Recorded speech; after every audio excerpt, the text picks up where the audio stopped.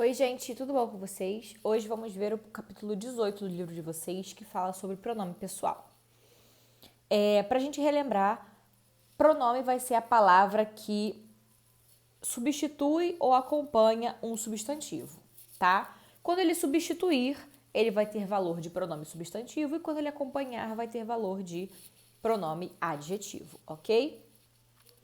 Os pronomes pessoais substituem os nomes e representam as pessoas do discurso, que são três, expressando aquele que fala, aquele com quem se fala e aquele ou aquilo de quem ou de que se fala.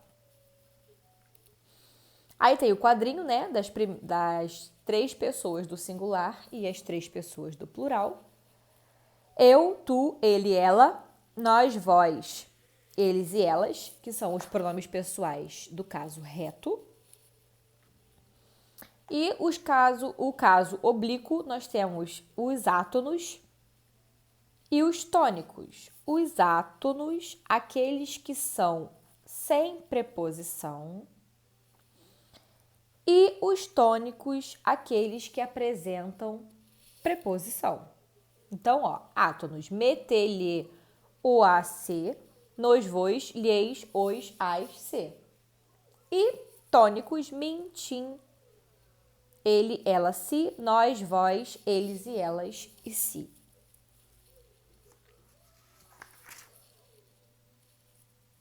Observações. 1. Os pronomes retos são usados como sujeitos, que são os termos sobre os quais se declara alguma coisa. Os pronomes oblíquos funcionam como complementos. Os oblíquos tônicos, ao contrário dos oblíquos átonos, são sempre precedidos de preposição quando empregados. Então, eu prefiro passar as minhas férias no Nordeste. Eu, pronome pessoal do caso reto. Agora, espero que aqui todos se lembrem de mim. Mim, pronome pessoal do caso oblíquo, tônico. Tônico por quê? Porque antes do mim veio a preposição de. Ele não é utilizado sem a preposição, tá?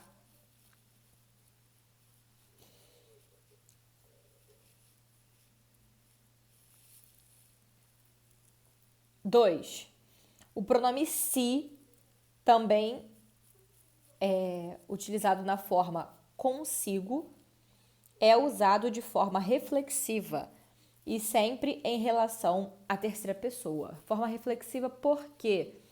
Reflexiva é quando nós temos o pronome que dá a entender que foi praticada e recebeu a ação ao mesmo tempo. Tá? Então, isso é reflexivo. O pronome é reflexivo. Então, ele vive falando de si. Ela vive falando de si. Então, ela fala dela mesma. Certo? Os homens levam consigo uma esperança, ou seja, com eles mesmos.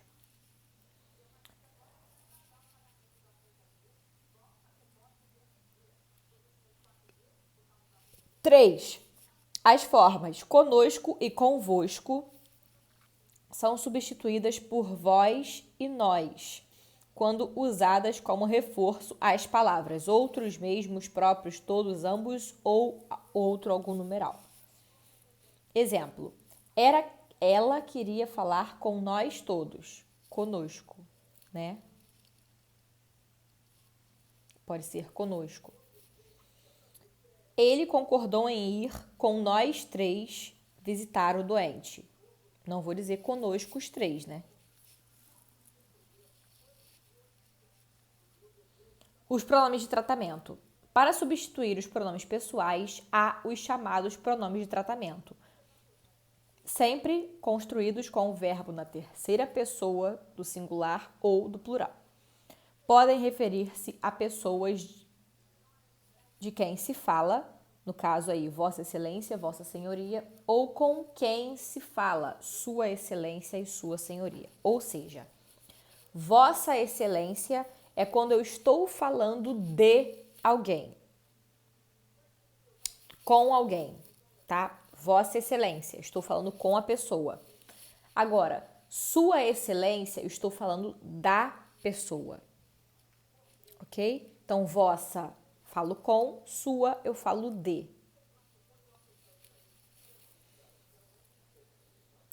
Aí tem, né, um quadrinho com as principais formas de tratamento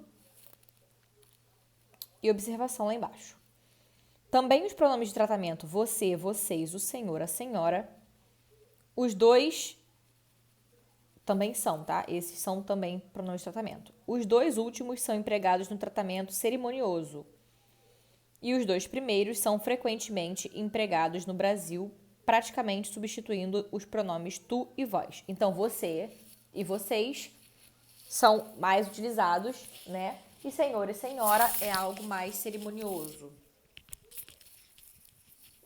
A forma a gente é comumente utilizada na linguagem coloquial como o pronome equivalente a nós. Mistura de tratamento.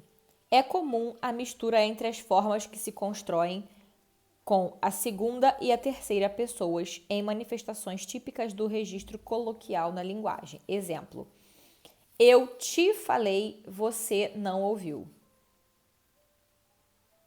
Então, eu te, segunda pessoa. Você, embora também seja segunda pessoa, o verbo é conjugado na terceira. Tá? Empregos estilísticos. O plural... Perdão, gente. O plural de modéstia e o majestático. Os pronomes pessoais, como as demais categorias morfológicas, muitas vezes são usados no campo da estilística com valores expressivos. Um caso interessante é o do pronome nós, que, embora seja uma forma de plural, pode indicar seres singulares. Um desses empregos é o chamado plural de modéstia, no qual uma pessoa fala de si mesma, mas ameniza essa menção pessoal com o recurso do plural. Acontece, por exemplo, nas aulas, nas conferências e nos discursos políticos. A origem desse emprego tem a ver com a tentativa dos antigos reis portugueses de diminuir a distância entre eles e o povo, buscando uma forma modesta de automenção. Então, estamos aqui para, no tempo em que nos foi destinado, dizer algumas palavras sobre a obra de Machado de Assis.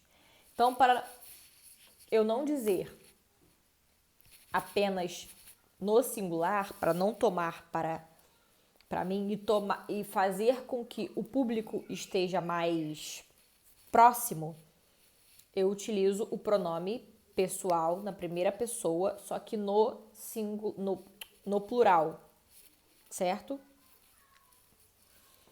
Com o tempo, esse emprego passou a significar para alguns uma atitude oposta à da modéstia, em que o falante se atribui poder, elevando sua condição pelo uso do plural, com conotações até autoritárias, passando a ser denominado plural majestático.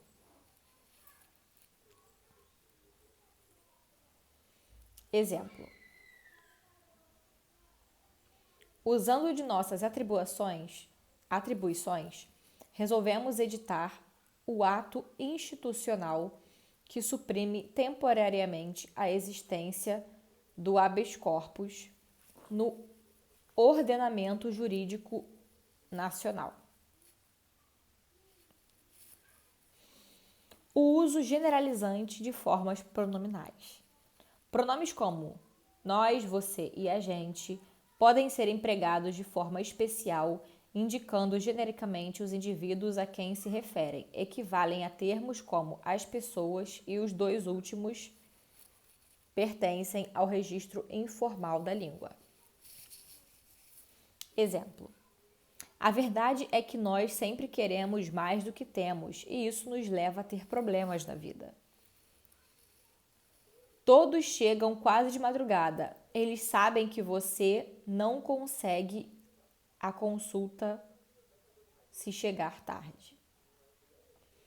Em certos momentos, precisamos ser mais diretos. Nessas horas, a gente não deve fugir da verdade, doa a quem doer. Então, aí são formas que nós utilizamos os pronomes generalizada, tá? Então é isso.